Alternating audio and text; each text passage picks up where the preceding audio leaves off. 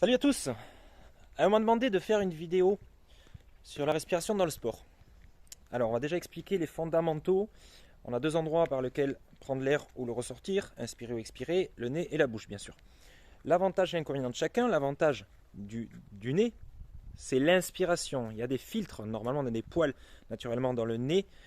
Il sert à filtrer les poussières, les petites particules, etc. Donc ça va être intéressant pour l'inspiration peut-être. Au niveau de la bouche, ce qui est intéressant, c'est que c'est beaucoup plus large, il y a beaucoup plus de passages possibles, de débit. Donc, à partir de là, on va comprendre que suivant les pratiques, on va utiliser un peu plus le nez ou la bouche. On entend dire non, non, il faut respirer comme ça, non, non, ça dépend quoi, comment, ce que l'on fait.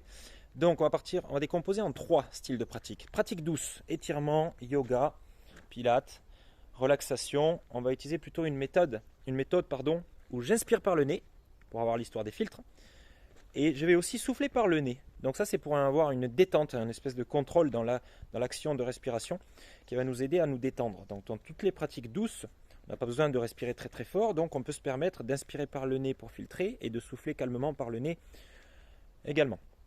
Ensuite, quand on va monter un peu dans l'intensité, on va faire de la marche, peut-être de la marche rapide, peut-être du petit footing pour certaines personnes, ou du footing tout court, ou une activité cardio quelle qu'elle soit. Donc là, on ne pourra plus. On va essayer d'inspirer par le nez pour avoir la notion de filtre. Par contre, souffler par le nez, ça va commencer à se compliquer. Il n'y aura pas assez d'ouverture, de passage possible, donc on va être obligé de souffler par la bouche. Donc j'inspire par le nez, je souffle par la bouche. Ça, c'est la version cardio gentil, hein, cardio doux, pas trop violent. À partir de là, si c'est plus intensif, cardio beaucoup plus costaud, ben là on n'a pas le choix. On va inspirer parce qu'on peut. On va essayer d'inspirer par le nez, mais on va se retrouver, donc par la pratique, on va le voir qu'on va expirer par le nez, mais aussi par la bouche en même temps.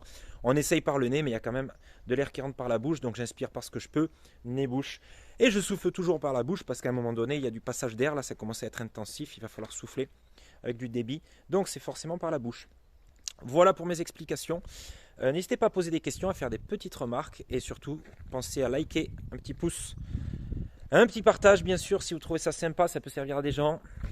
Et n'hésitez pas à me retrouver sur les réseaux sociaux, YouTube and compagnie. Bye bye.